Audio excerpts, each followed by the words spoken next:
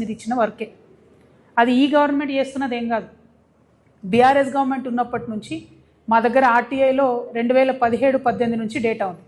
2017-18 నుంచి మొన్న 2021-22 వరకు బీఆర్ఎస్ హయాంలో 485 కోట్ల రూపాయల వర్క్స్ నామినేషన్ కింద ఇచ్చారు.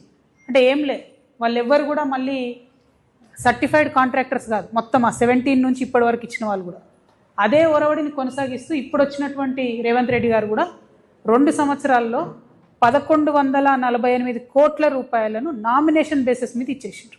అది నేను చెప్తాను, ముఖ్యమంత్రి గారు స్వయంగా చెప్పిందే. నేను 1148 కోట్లు ఖర్చు పెట్టినా అని చెప్పి ఈకో పార్క్ ఓపెన్ చేశారు, ఆయనే చెప్పింది. ఈ మొత్తం 1148 క్రోర్స్ కూడా కంప్లీట్గా నామినేషన్ మీద ఇచ్చారు. This is against Telangana state financial code section 173. Telangana state financial code అని ఉంటుంది, దానికి అగేన్స్ట్ ఇది. ఇట్లా నామినేషన్ పద్ధతిలో ఇవ్వడానికి లేదు. 2023లో ఒక కమిటీ వేసిన ఆఫీసర్స్ కమిటీ అందరినీ కూడా విచారణ చేసి జరుగుతున్నటువంటి అవినీతి కానీ నామినేషన్ కానీ పద్ధతులన్నీ చూసి 2023లో ఆఫీసర్స్ కమిటీ ఒక రికమెండేషన్ ఇచ్చింది.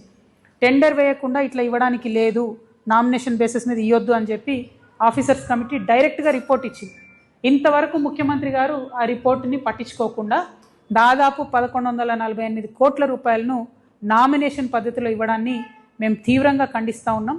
ఖచ్చితంగా ఇది ముఖ్యమంత్రి గారి డిపార్ట్మెంటు, వారి స్వీయ పర్యవేక్షణలో ఉండేటటువంటి డిపార్ట్మెంట్ కాబట్టి ఇన్ని వందల కోట్ల రూపాయల ప్రజాధనాన్ని ఇట్లా దుర్వినియోగం చేయడం కరెక్ట్ కాదు.